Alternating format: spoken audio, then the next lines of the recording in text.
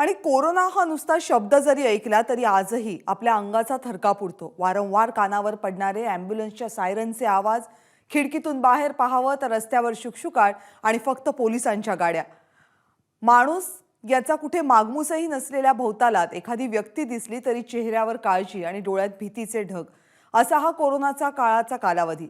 याच कोरोनाच्या नव्या व्हेरियंटनं पुन्हा एकदा काळजीचे सूर उमटायला लागलेत। बघूया।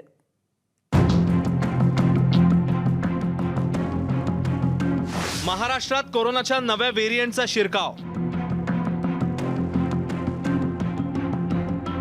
चीन ते मुंबई व्हाया केरळ असा प्रवास करत JN1 या नव्या कोरोना व्हेरियंटची एंट्री झाली आहे।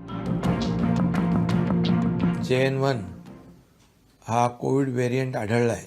महाराष्ट्रात देखील काही रुग्ण आढळलेले आहेत आणि त्या दृष्टीने आपल्याला आवश्यक ती खबरदारी, काळजी घेण्याची आवश्यकता आहे। कोविडची पूर्वीची यंत्रणा जी आहे, मग आयसोलेशन बेड असतील, ऑक्सिजन बेड असतील, ICU बेड असतील, व्हेंटिलेटरचे बेड असतील, PSA प्लांट असेल, ऑक्सिजन प्लांट असेल, त्याचबरोबर RT-PCR लॅब असतील, या सर्व ज्या यंत्रणा आहेत त्या अलर्ट ठेवण्याच्या सूचना दिलेल्या आहेत। भारतात कोरोनाचा पहिला रुग्ण केरळमध्ये आढळला। देशात एका दिवसात आढळलेल्या 341 रुग्णांपैकी 292 रुग्ण एकट्या केरळमध्ये आहेत। कोरोनाचे रुग्ण कसे झपाट्याने वाढतात हे आपण यापूर्वीच पाहिले। त्यामुळे कोरोनाचा प्रसार वेळीच रोखण्यासाठी काही उपाययोजना केल्या जात आहेत। कशी काळजी घेतली जाते ते पाहूया।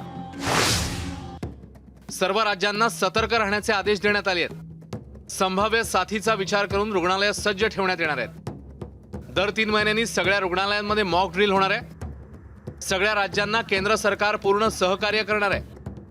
महाराष्ट्र सरकारही कोरोनाबाबत सतर्क आहे। गरजेच्या ठिकाणी मास्क घालण्याच्या सूचना, वारंवार हात धुणं आणि गरजेनुसार सॅनिटायझर वापरण्याचं आवाहन करण्यात आलंय।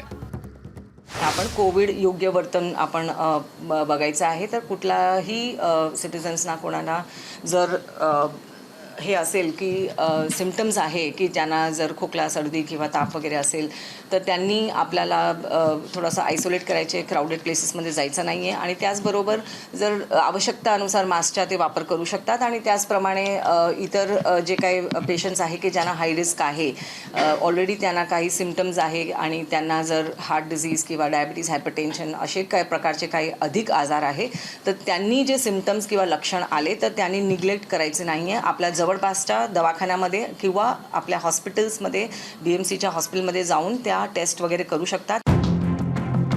कोरोनाचा नवा JN1 व्हेरियंट घातक नसला तरी काळजी घेण्याचं आवाहन डॉक्टरांकडून करण्यात आलंय। पण कोरोनाच्या नव्या व्हेरियंटची लागण झाली हे कसं ओळखावं तर त्याची काही लक्षणं आहेत। ताप, सर्दी, कफ, अंगदुखी, डोकेदुखी, उलटी ही लक्षणं आढळल्यास तात्काळ डॉक्टरांचा सल्ला घ्यावा। कोरोना, लॉकडाऊन, मास्क सक्ती, सोशल डिस्टन्सिंग या सगळ्यातून 1.5-2 वर्षांपूर्वीच सुटका झाली होती।